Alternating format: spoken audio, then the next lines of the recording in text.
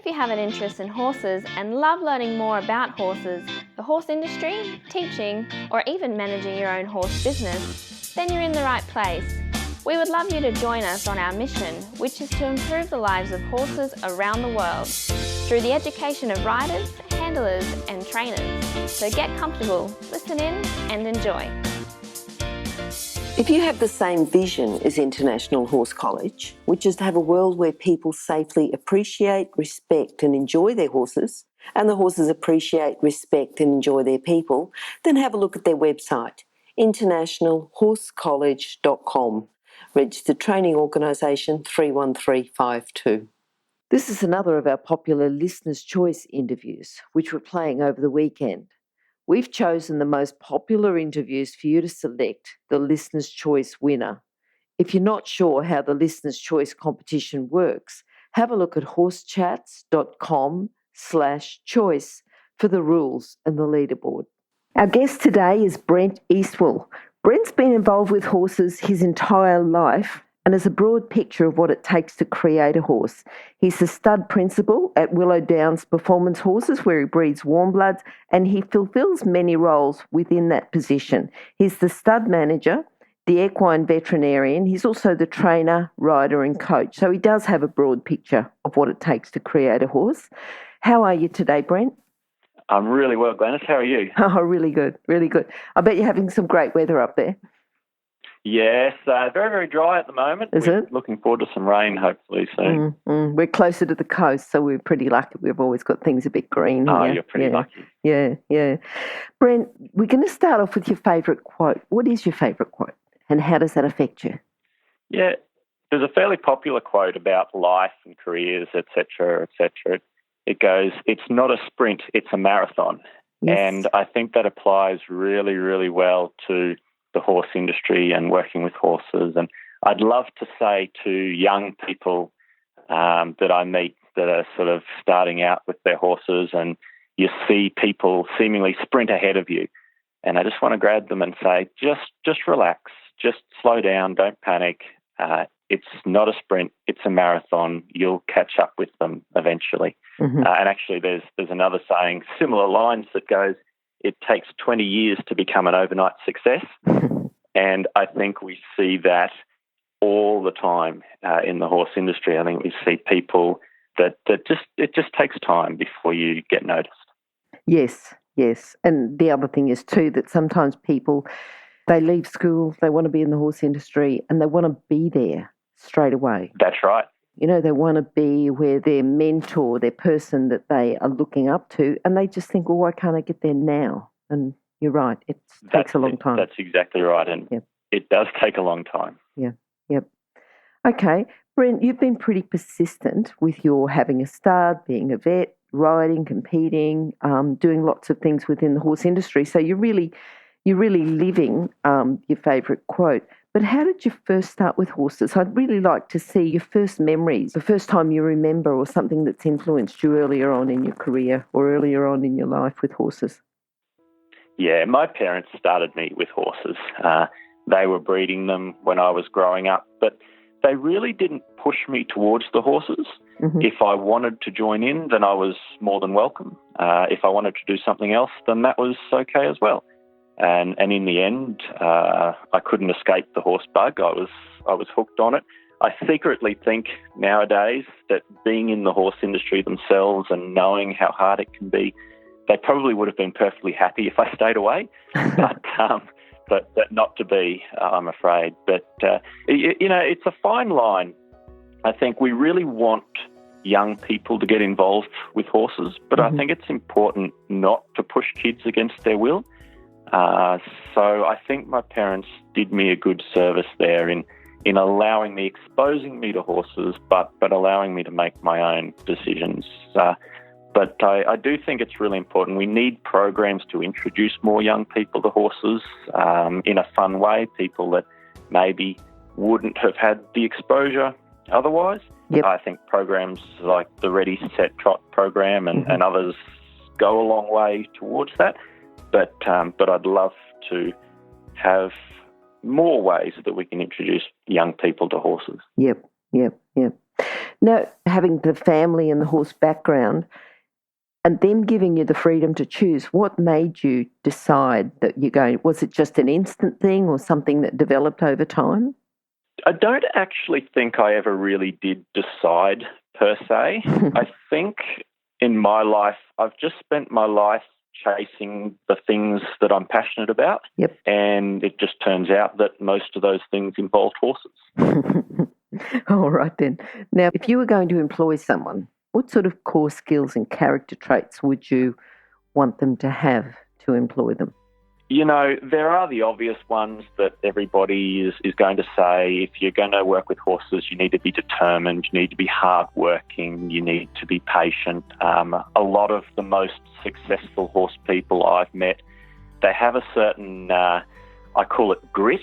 It's a determination and it's that hard work ethic. But really, I feel that the horse industry is so broad that just about anybody can contribute. You know, we need artistic people. So much of creating great harmony with horses is about creating great art. You know, we need athletes, competitors, we need inquisitive minds, we need innovative people so that the industry can continue to grow and evolve. We need academic minds, you know, we need vets to keep horses healthy, we need engineers to make sure we have good surfaces to work on, good places to keep horses. We need engaging, interesting, you know, likeable people to promote the industry to the world. So we need everyone, I think, Glenys. I think we really do need a broad range of skills. Everybody should contribute. Yes, and you say a broad range of skills. You can really complement, you know, people have got current careers and current things that they do. They can still have horses within that. You know, you can have, like you're saying, engineers and academics and lots of people that can combine the horses and their current skills to better the horse world. Absolutely.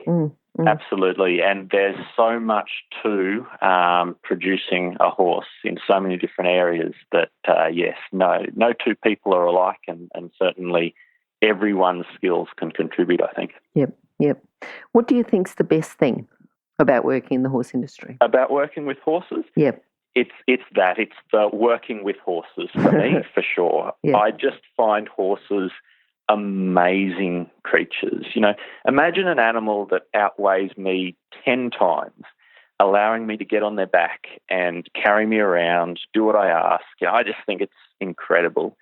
And I work mostly with young horses, and I love watching young horses learn. Yep. You know, you start them under saddle, you give them an aid, a problem, a question to solve, and you watch their minds tick over, and they try something and they go, is this what you want? Oh, is this what you want? I just think horses are incredible. Yep. And you have them right from foals, so you've sort of got them progressing all the way through. Yeah. Do you start them off as foals, and what's the earliest you handle them? Is it straight away?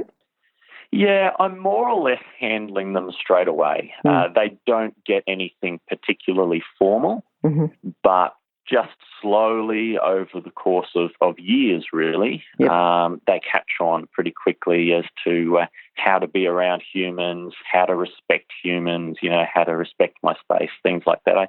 I think that is important. Yep. Now, you've talked about your parents and how they had horses, influenced you, I'm sure, without pushing you. Is there anyone else that you think that's really influenced you and helped you? Both, well, I suppose, you know, you sort of do a few things. You know, you're a rider, coach, and you've been a competitor, you're a vet, you know, stud manager. Who's influenced you? Who's helped you along the way and helped you in your career? You're absolutely right to start with my parents there, because, of course, without them, I may not have even been exposed to the horse world. Sure. And watching them grow up was a huge influence, of course. But I've had a number of great coaches over the years help me out.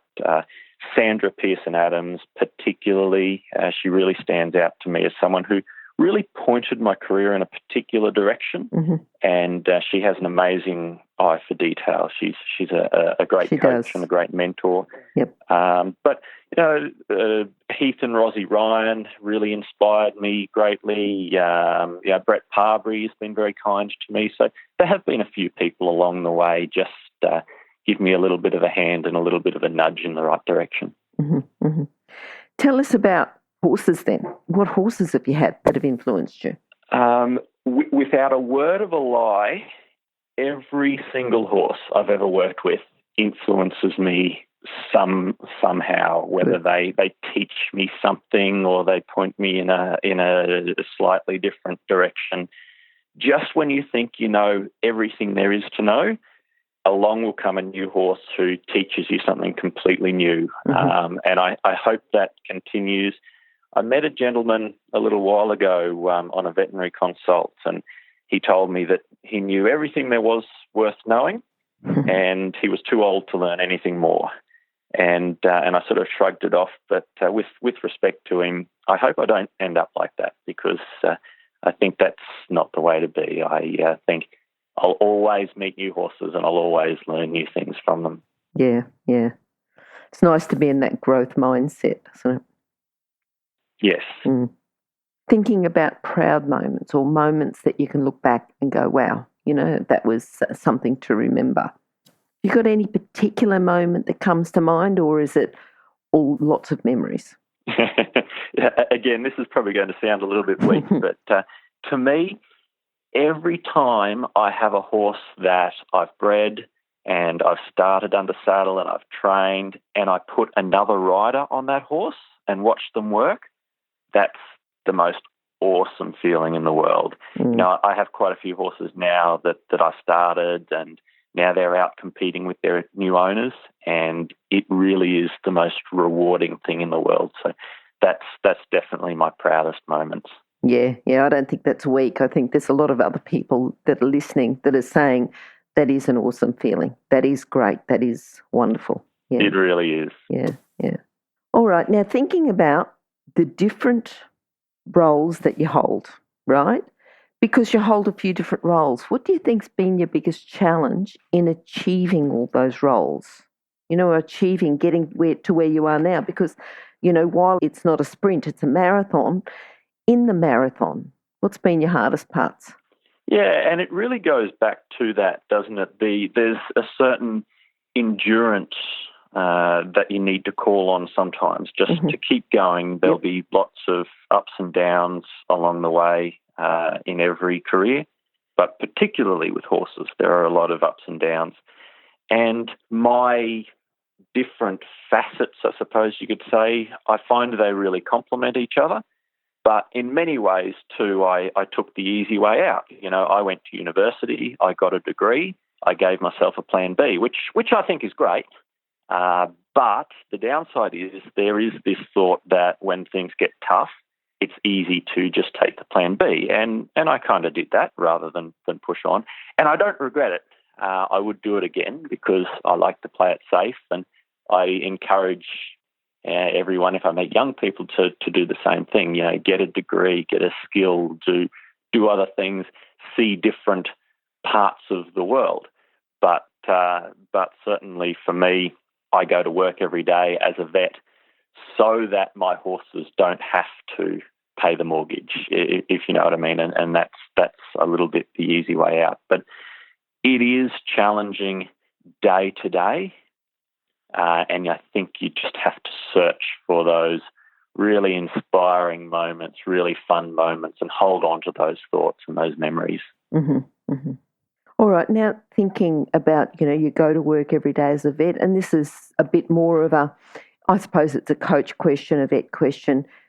Developing young horses, what's some of the things you see quite a lot? What's a common fault that you see, and how can it be fixed?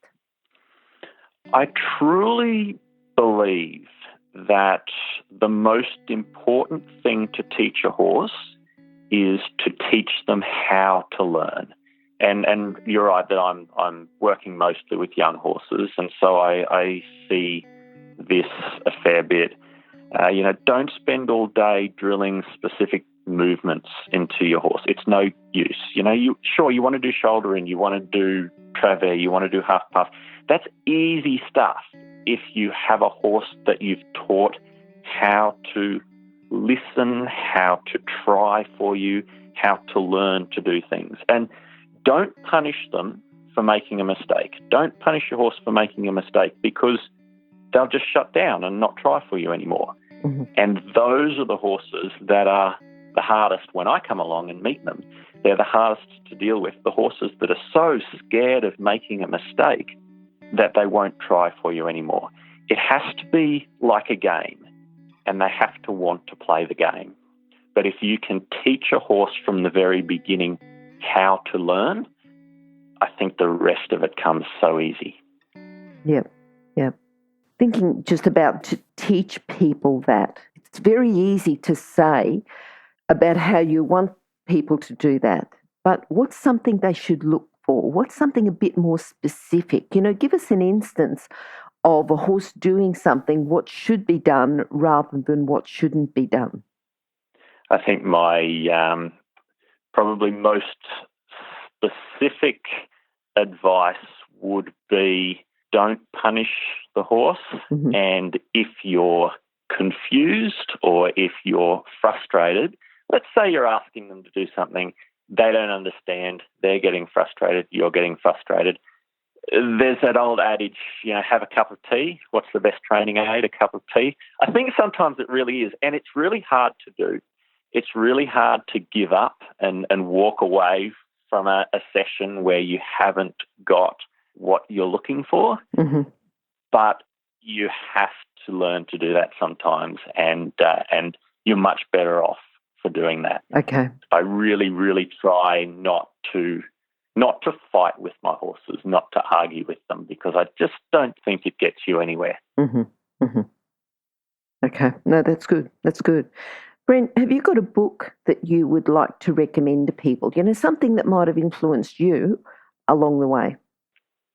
My reading list is so long. It's ridiculous. There are so many good books, good books out there. And just like horses, every book you read, you learn something new. Or like every person you meet can teach you something new. I really like the books by Gerd Huysman. I've spoken with Gerd. He's a lovely guy, and I particularly like the diagrams in his book. I think it's really important for us as riders to have an image of how a horse should look and how it should move and how it should carry itself. And plus, as a vet, on that side, I appreciate his take on the biomechanics. So I highly recommend his books. His first one was Tug of War, Classical versus Modern Dressage. Really, it's a really easy read, and it's a really lovely insight. What do you think's the biggest thing that you got from that Tug of War book? I think I got a huge philosophical boost, if that makes sense, from reading the book. I got an impression that brought all of my facets together as a rider, as a coach, as a vet. There's an artistic side to it as well, and it's a real philosophical experience for me to bring all of those together. But as I say, on the practical side, just being able to ride a horse and picture in my mind how they should move, and it goes the same for judging horses or assessing horses. It's the same deal, to have a picture in your mind of how they should look, how they should work, how they should move, I think is really important. And that was just those couple of books of his were what did it for me. Good. All right, Brent, what are you looking forward to now? What's something that's coming up in the future? What have you got going? Yeah, my future, really more of the same at the moment. The stud here is continuing to expand. The feedback on the horses has been very positive, which is wonderful. As a coach, I'd like to continue to learn, and I'd like to progress up the coaching qualifications a little bit more. As a vet, I have my eye on a couple of postgraduate degrees. Again, the goal is to learn more and to be better at what you do all of the time. And if I have some spare time in all that, I am preparing a horse for myself to compete on in dressage. Okay. So I dipped my toe in the water, so to speak, at a small competition a couple of months ago, and got some good feedback. That was a lot of fun. Good. So, hopefully it's onward and upward. Okay, because it's been a little while since you've competed. Yeah, it has. It's been about a decade since I've been competing. So sure. It'd be lovely to get back. Okay, good. All right. What about your philosophy with horses? What's something? How can you sum that up? I really want people to slow down and enjoy their horses. Mm-hmm. I want people to be able to experience that bond between horses and humans that's almost impossible to describe. But I want new people to be inspired to join our industry for that reason, for that bond, for that enjoyment. And I want that to inspire people to really focus on looking after the well-being of their horses. Stop seeing horses as consumable products and start seeing them as lifelong teammates. Yep. And I think you'll enjoy them a lot more. Okay, I think that's a good message. Really good one. Brent, contact details. How can people contact you? Yeah, people are welcome to contact me. My number is 0437 722 441 or my email info@willowdowns.com.au. I'm certainly happy to help wherever I can. All right, and those contact details will be on our website, horsechats.com/Brent Eastwell, or go to horsechats.com, search for Brent or search for Eastwell. Brent, we'd love to have you back. We'd love to have you back to talk a bit more about your philosophy, about having that lifelong partner and getting into the horse industry for the right reasons. It would be really good. So hopefully we'll see you back here again soon. Thank you. Absolutely, Glenys. It's been a pleasure. Bye. If you've enjoyed this chat, then please comment, rate and subscribe. If you'd like any changes or recommendations for guests, then please contact us through horsechats.com. And while you're online, have a look at the government-accredited courses at internationalhorsecollege.com. Registered Training Organisation 31352. Remember that our comments and instructions are general in nature and do not take into consideration your individual horses or your individual ability and circumstances. If you enjoyed this podcast, then please leave your comment below.